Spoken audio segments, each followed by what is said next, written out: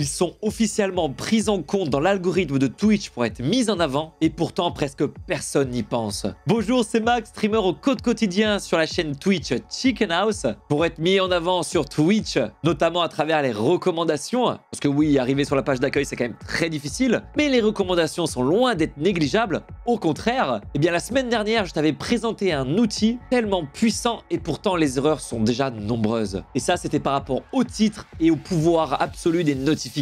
Oui, ça semble être la base et pourtant, si tu l'as pas vu, je t'invite à aller voir la vidéo. Tu vas peut-être te rendre compte que toi aussi, tu peux commettre des erreurs et qui peut coûter clairement très cher dans ta visibilité native sur Twitch. Et aujourd'hui, on va boucler la boucle, cette fois avec les tags.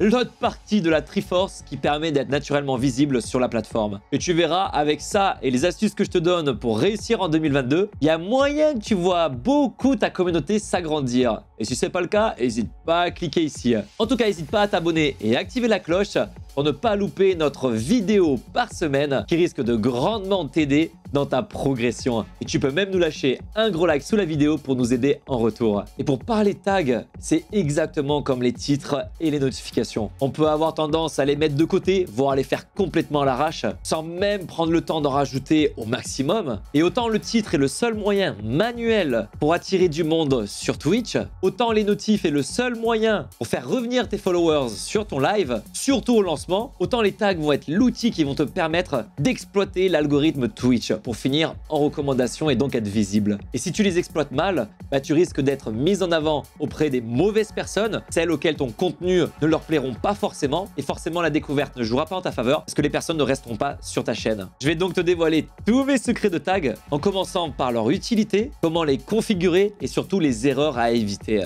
Ainsi, la Triforce notif, titre, tag te sera complète pour avoir la meilleure visibilité naturelle sur Twitch et ainsi grandir dans de bonnes conditions. Mais les tags, à quoi ça sert? Les tags permettent de sous-catégoriser ton contenu.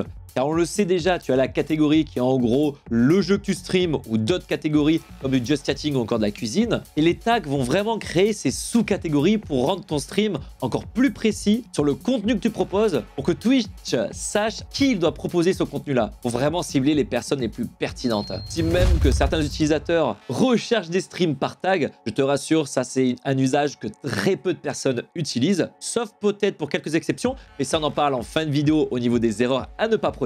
Et Twitch est formel. Les tags sont utilisés vraiment pour l'algorithme de mise en avant. Je te le cite, faites de votre mieux pour décrire votre stream de façon précise et objective grâce aux tags pour que nous puissions recommander votre stream aux bonnes personnes. Et là, tu vas vite comprendre qu'il ne faut pas les sous-estimer. Et cette liste de tags en plus est de plus en plus développée puisque c'est la communauté de streamers et de viewers qui peuvent demander à Twitch d'ajouter des nouveaux tags et après ça passe sous une espèce de soumission avant d'être ajouté à la liste. Donc si tu veux proposer tes tags, tu sais ce qu'il te reste à faire. Et les tags sur la plateforme, où apparaissent-ils? Alors ils apparaissent en dessous le titre de la vidéo à droite de la catégorie streamée. Ensuite dans l'onglet parcourir de Twitch, on peut rechercher du contenu par tag directement ici ou alors on peut même les retrouver directement par le filtre. Et dans les tags, il y a plusieurs familles. Pas exactement 7 mais presque. Alors déjà quand tu vas sélectionner une catégorie, Twitch va t'en mettre automatiquement. Comment les reconnaître? Tu vas voir, c'est très simple. Ce sont tout simplement les tags qui sont bloqués par un cadenas. Ce sont les tags qui sont liés à la catégorie streamée et qui ne peuvent être en aucun cas modifiés. Alors que les tags où il y a des petites croix, c'est les tags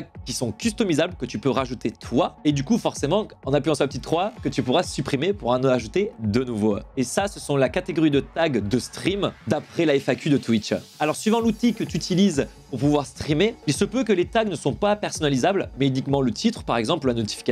Moi, personnellement, j'utilise sur OBS l'intégration de ce pop-up pour customiser mon stream comme si j'étais directement sur Twitch. Mais sinon, ne te fais pas de soucis, même pendant un stream ou avant un stream, tu peux le customiser directement dans le tableau de bord des créateurs. Et là, j'ai deux grosses astuces à te donner, notamment tous mes tags que j'utilise le plus, qui pourraient fortement t'inspirer, ou même à toi de les utiliser si tu juges ça pertinent. Mais avant ça, parlons KPI. En gros, statistiques. Car oui, Twitch te permet de savoir avec quel tag les followers t'ont découvert. Pour ça, tu vas dans le tableau de bord des créateurs, analyse et ensuite statistiques de la chaîne. Et tout en bas, tu as justement la découverte suivant la répartition des tags avec les tags les plus découverts, plutôt les plus utilisés pour découvrir ta chaîne. Et du coup, coup, je vais te livrer mes 12 tags que j'utilise le plus et que j'ai catégorisés suivant mes besoins. À toi de t'inspirer et d'adapter tout ça suivant comment tu streams. Et honnêtement, la première astuce que je pourrais te donner, c'est clairement d'aller voir les tags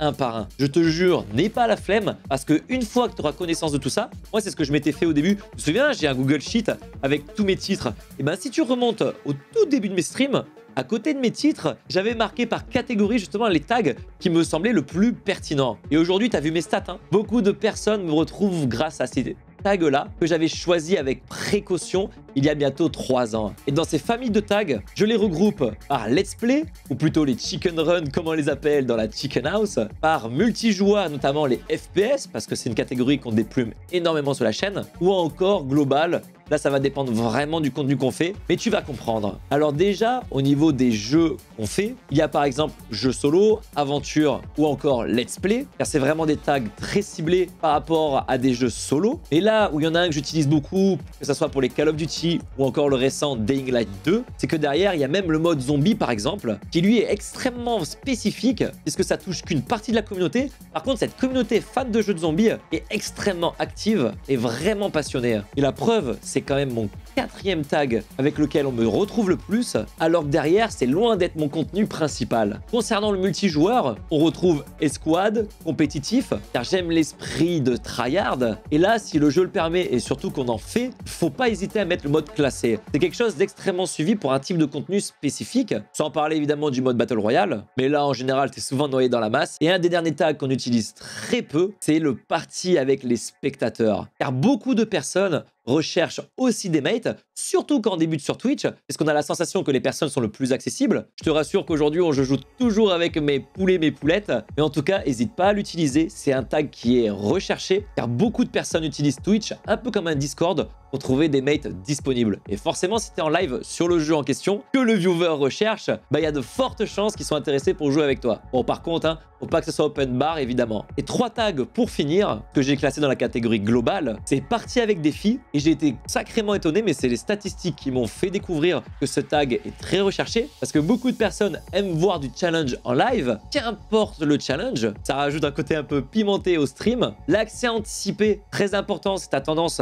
à suivre certains types de jeux qui peuvent sortir un nouveau opus en bêta comme les Call of Duty chaque année par exemple. Moi en gros je stream un mois de l'année juste avec ce tag, et surtout par exemple si tu fais des jeux Day One, où nous par exemple on parle tous les matins des Chicken News, le récap de l'actualité du jeu vidéo, là forcément t'as compris le tag actualité. Et ce tag actualité jeux vidéo permet naturellement de te mettre comme quelqu'un qui est à la page. Et ensuite les 4 erreurs absolument à éviter au niveau des tags: ne pas activer le tag lié au Twitch drop, c'est-à-dire que tes viewers vont regarder le stream et ça va leur débloquer des récompenses sur leur jeu. Je t'invite à aller voir la vidéo juste là, absolument au courant de comment le mettre, ça peut faire vraiment péter tes stats. Ensuite, pendant un même stream, si tu as la flemme de changer les tags, grosse erreur, surtout si tu streams pas la même catégorie de jeux notamment. Si tu passes par exemple d'un jeu solo à de la cuisine ou un jeu multijoueur, à toi de vite adapter tes tags. Ça prend 20 secondes, mais honnêtement, autant l'expliquer à tes viewers. Je pense que tout le monde le comprendra. Et là, on va passer à 2 erreurs extrêmement courantes.